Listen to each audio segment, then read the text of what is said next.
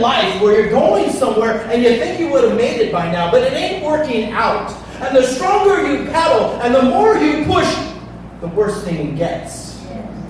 How many know what it is? So today we're going to be going ahead and talking about a journey that Paul was on a boat. Everybody say a boat. Boat. Amen. We're going to go ahead and do the first slide. The title of today's message. Here's a turn back. There's the motley crew. There you go. The wife, me. This is right before the calamities took place. My wife totally humiliated me out there. She was like a mile ahead of me, and I couldn't keep up with it. Right? My daughter, Look at the was just going by laughing at me. And I was just struggling.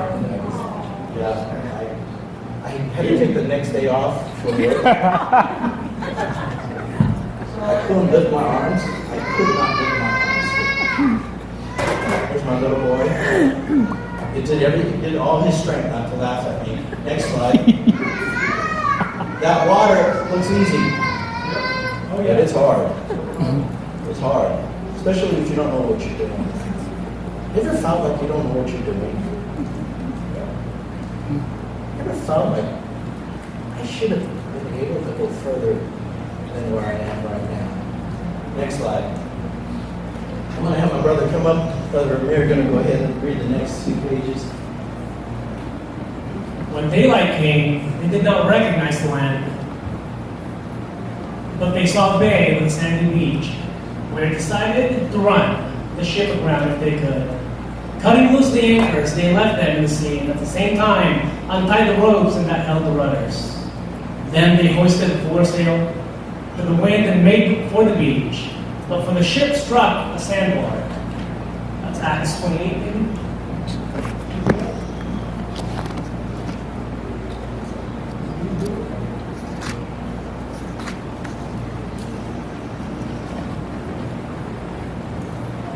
Acts 27. Where does it shipwreck?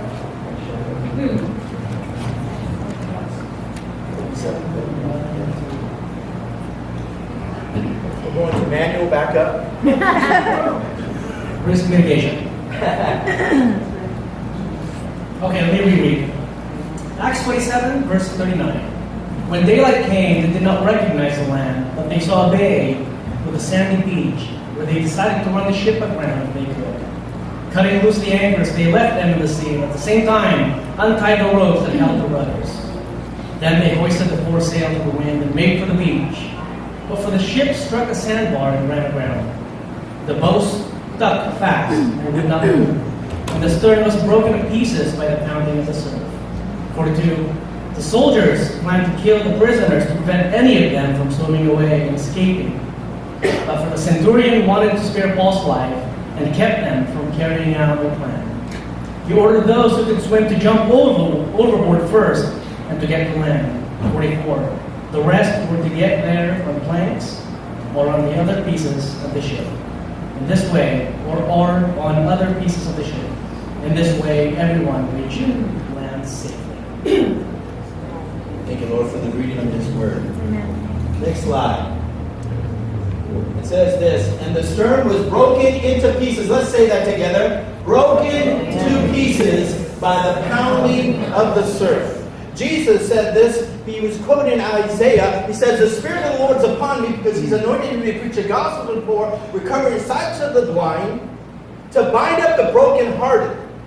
He actually said, I have a message for those who are broken, and I'm anointed to teach you and speak to you. So today I'm going to be talking maybe to 10 or 20 or less of you. I know we usually talk to everybody, but today I'm talking to broken pieces and broken people. I know all of you have a nice house in Bonita and your bank accounts are full, and I know that you have the best car, and I know you have your act together. But for those of you who went through some stuff and went through some storms and got broke up and kind of got lost upon the way, I'm going to be talking to you.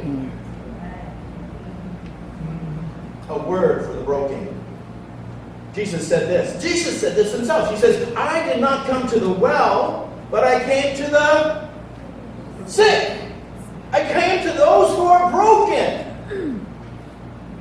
And then the Bible talks about, everybody say broken. Broken things all around us. You know, we live in a world where everything's made of plastic and things break so easily. The first thing we do is we just throw them away. But we're talking about broken things and we don't value them. But Jesus said something very important, and an example of a woman who wanted to minister to God. She got a alabaster jar and broke it and anointed the Lord.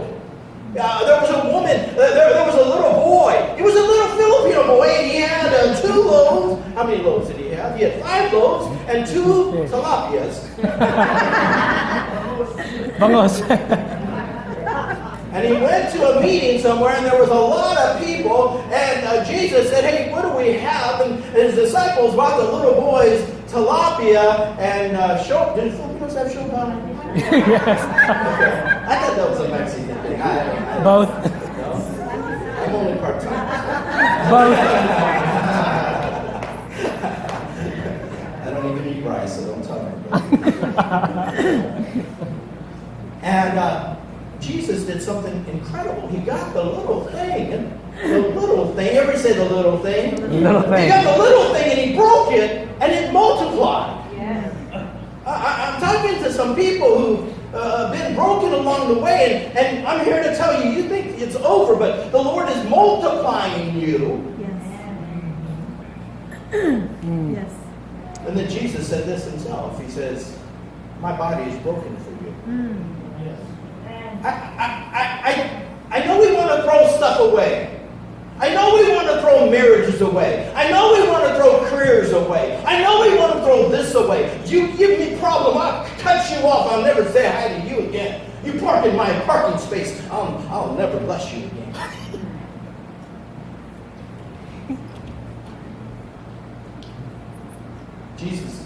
Isaiah said this, or the psalmist said this. He says, the offerings that the Lord loves is a broken and a contrite heart. Amen. He will not despise. I don't know, here in the West, we despise broken things. Oh, my car's broken. Oh, my MP3 player. We don't even have MP3 player. My iPhone 8 is broken. You can cry over that. My Galaxy S Note is broken. My 4K TV. If you're crying over your 4K TV, what do you do when you get a divorce? When your best friend dies? When your pastor falls? What do you do when your faith is rocked? I know nobody's faith has ever been rocked in this place, but I think there's somebody who walked with the Lord all the days of their life, and they got old and they never thought it, but a day came when a storm came up in their life, and they started questioning the very things they believed. But I'm here to tell you that God will meet you in this storm. Amen. Amen. Next slide. And then, so what has happened here is Paul is in a journey to meet the emperor of Rome. He is appealed to him for a legal situation, and they're taking him there now. He's there with a number of Roman guards and with a centurion. He's on a boat. Everybody say a boat. Boat. He's on a boat there, and before he went on the boat, a prophet came up to him and says, you are going to speak to the Gentiles, and God will raise you up and do mighty and powerful things through you. And then a little while, in the middle of this storm, they go out to sea, and as they are traveling, and in the middle of this journey, a great storm comes upon it. So much they didn't even see the sun nor the stars for many nights. So they're all on that boat, and Paul is sitting there, and he's praying and believing God. And this is what happens in the middle of the storm. Somebody say, in the middle of the storm. In the middle of the storm. In the middle of the storm, last night an angel of God came to whom I belong to and whom I serve beside me and said, do not be afraid, Paul. You must stand trial before Caesar, and God has graciously given you the lives of all who sail with you.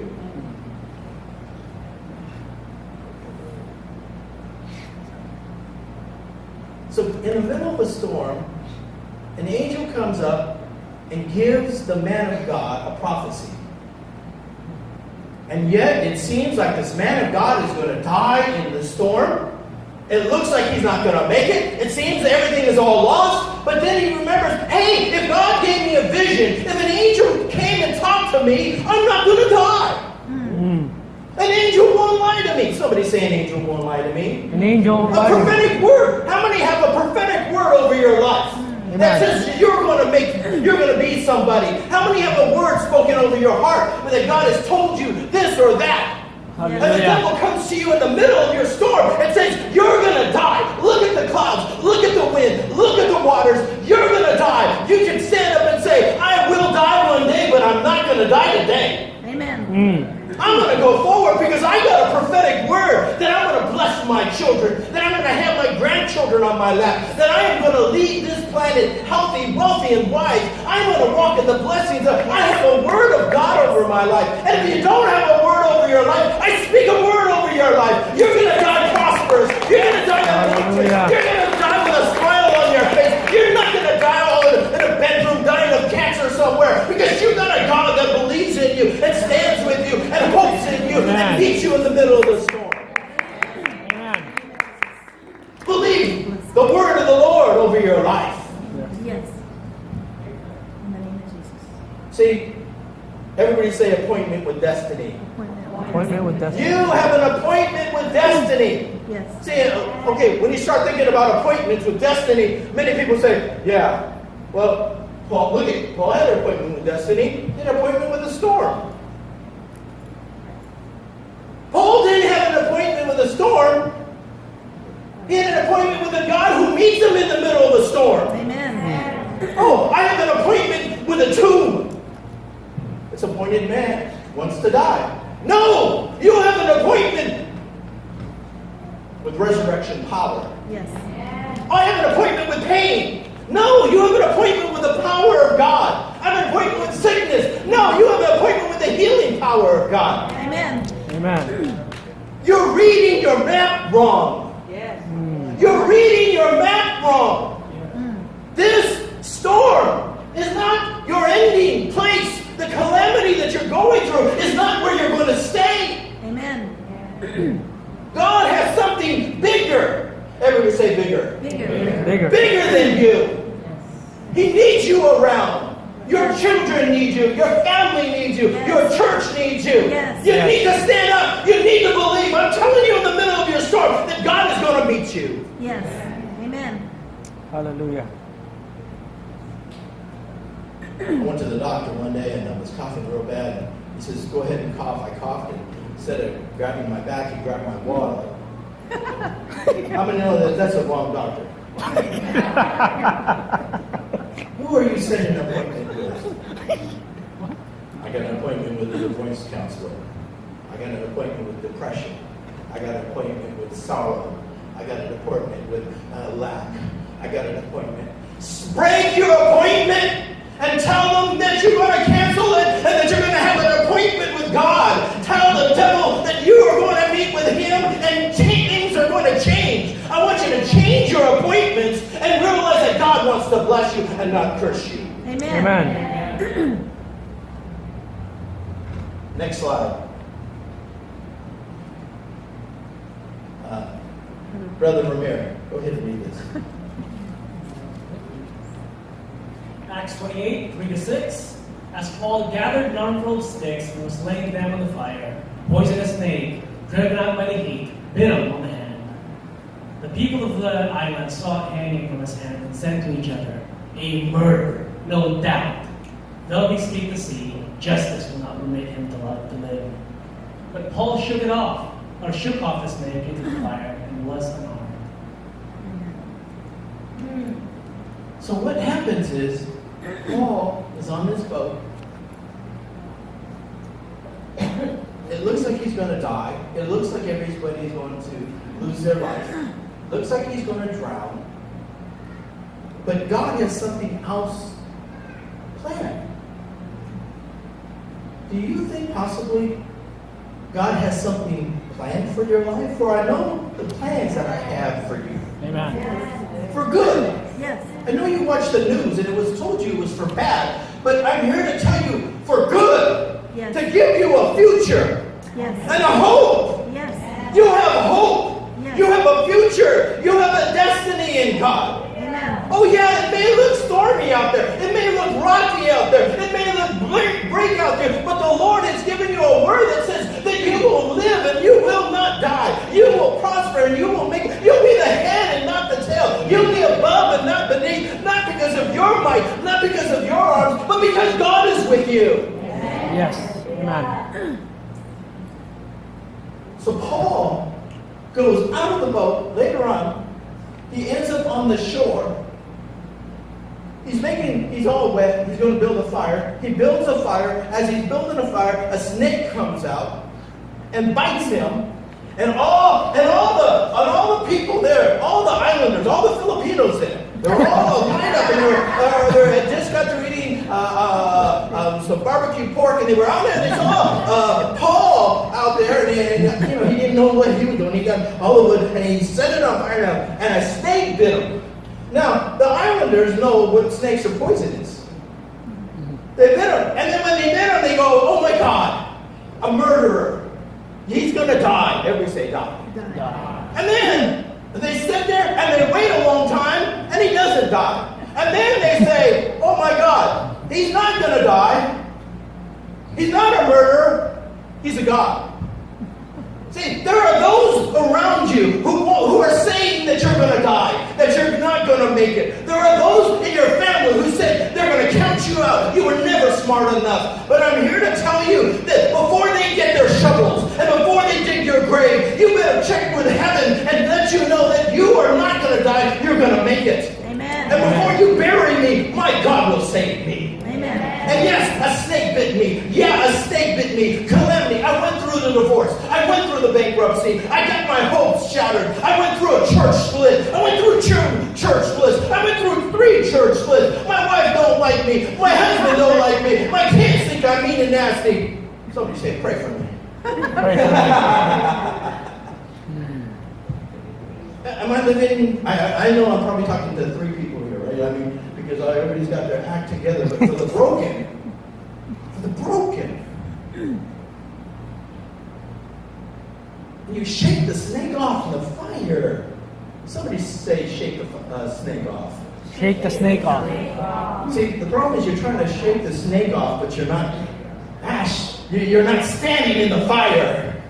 You're bitten by the devil, and you're saying, I rebuke you, devil, but you've got to get into worship, and you've got to get into the presence of God. You've got to get into the fire of God, and no devil, no demon will be able to stand against you. Amen. No weapon formed against you. It can be formed against you. Devils can plot, devils can scheme, but it will not prosper. Hallelujah. Though I walk through the valley. Isaiah, when I walk through the fire, I won't be burned. And when I go through the water, I will not drown. See, this is your problem. I think we all hope. I never go through the storm. I remember I was a young man, and just in the word of faith, and I would say, I'm so glad I embraced the word of faith. I would never have calamity in my life. I'm a good, God-fearing Christian. I know that God, I will never have a storm that will rock my boat. Somebody say, pray for me. Pray for me. Storms will come. Yes, He will. Storms, I'm not prophesying over you. That's life. You will bury people. You will cry over people. You will be disappointed over people. But it's not about the calamity. It's about the God who meets you in the middle of calamity. Jesus. The God who blesses you. Somebody say amen. Amen. So Paul shakes off the fire, shake off the snake. And they go from saying, this guy's going to die, to saying, this guy's a God. There are those around you who said you're going to die. And now they say, oh my God, this guy's plugged into God. I don't know how he made it. I don't know how she made it. But God is with them. Somebody say amen. Amen. Then it says this.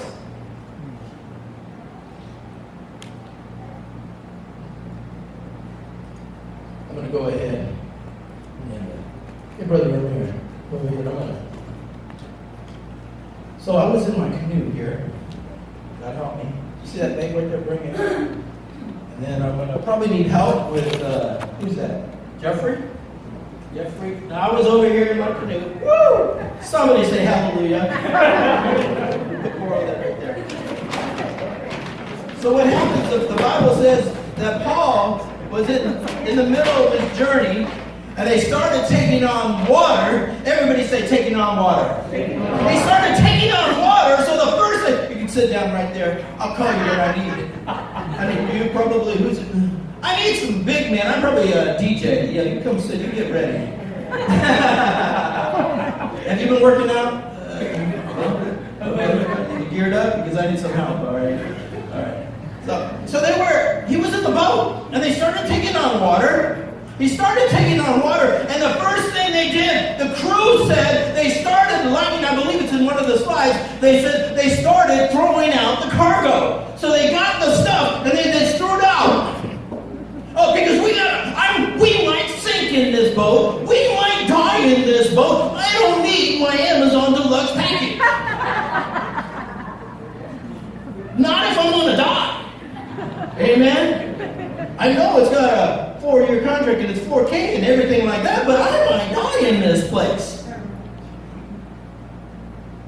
Everybody say he threw out stuff. He threw out stuff. See, you're in the storm. You're in your boat. You're going somewhere. You got to throw out some stuff. Unforgiveness. It's small, but it's mighty. It's Wayne. I'm taking on water. I don't need unforgiveness. I don't need that. Pride. You can never learn anything if you know everything. And all the youth said, amen.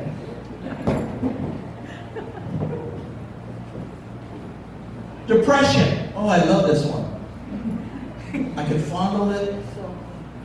Oh, Troy, let me just hold you. No, I don't need depression. I'm taking on water. I can see the shore. I need to get rid of this junk.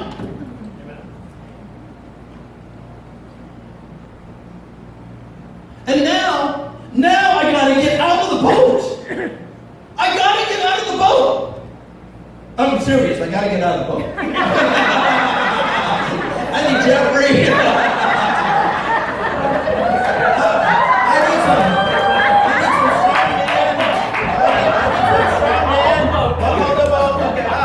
Somebody say hallelujah. Now you stay put. I needed some strong men because I'm not light. Amen? If I would have got a 95-pound girl up here, I would have pulled her down. I need some strong men to pull me up because I'm heavy. Praise the Lord.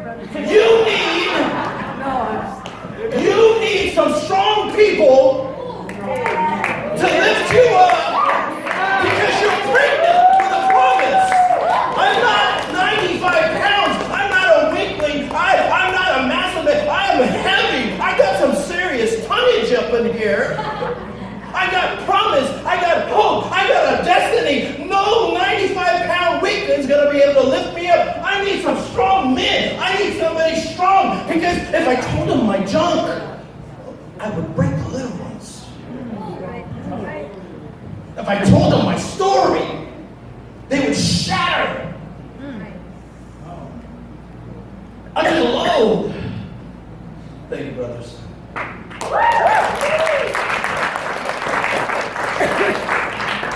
And the Bible says, and I'm going to have the choir come up. I have my bottle of water. Can you make the transition from being in a boat that's sinking to getting out of the boat? Somebody ask your neighbor, say, can you transition? Can you Can you transition? go from where you were yesterday into where God wants you to be today? Yeah, I know you think it's going to be all cool and slick and everything will be fine, but I'm here to tell you it's going to be humbling when you say, somebody, see, I wrestled with saying, how am I going to get out of the boat if I sit up there in front of everybody? Because I'm going to look stupid. And I had visions of rolling out. I had visions of me ripping my pants. You know, there are people who would die in the boat before they got embarrassed. What happens when your private pain becomes public?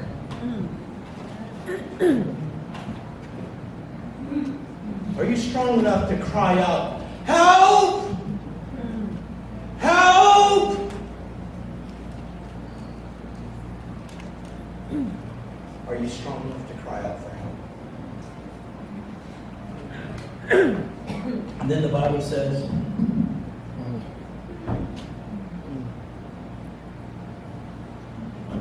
that Paul told the thing, start your ascension, brother. Paul, as he was getting out of the boat, he told all the soldiers and all the people with him, hey, get the pieces. Get the broken pieces. Video person, find out when they were talking about getting the pieces. Get the pieces. And get them and hold on. And hold on.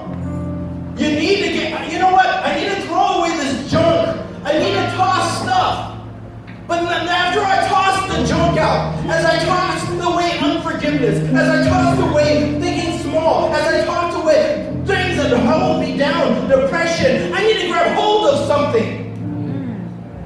Grab hold of something. First thing I grabbed was the arm of DJ Jeffrey.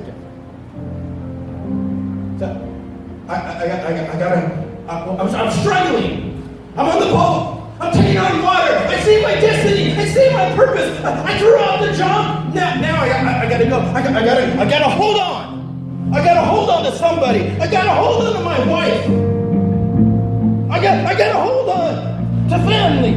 I gotta hold on to my mom and my dad. I know they get me mad sometimes, and I know they get in my business. I gotta hold on to my wife, but my God, if I don't hold on to somebody, if I don't hold on to somebody, I can't get out of the boat.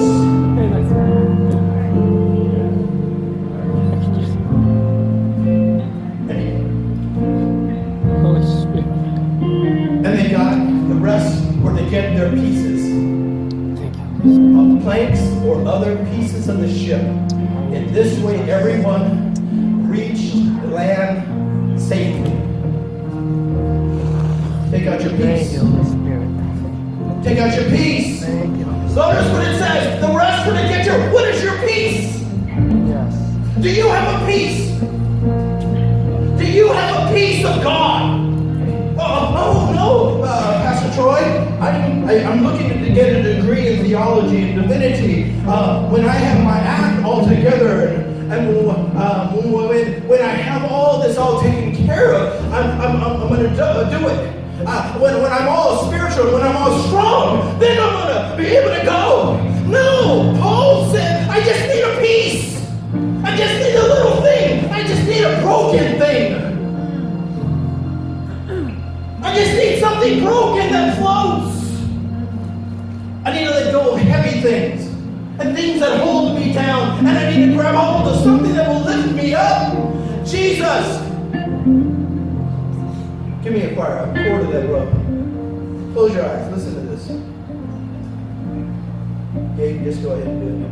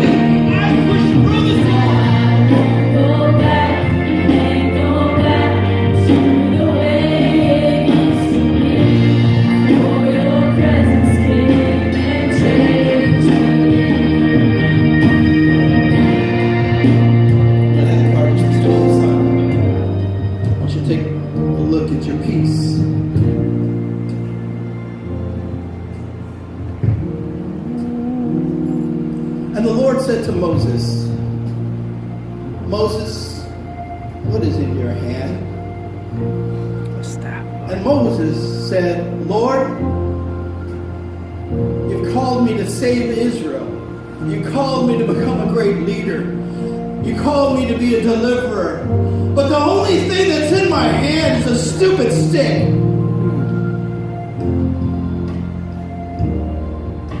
And the Lord said to David, David, what is in your hand? And David said, I'm called to be a king. I'm called into the royal family. And I have a destiny. And I have a purpose. But the only thing I have in my hand is a stupid stone.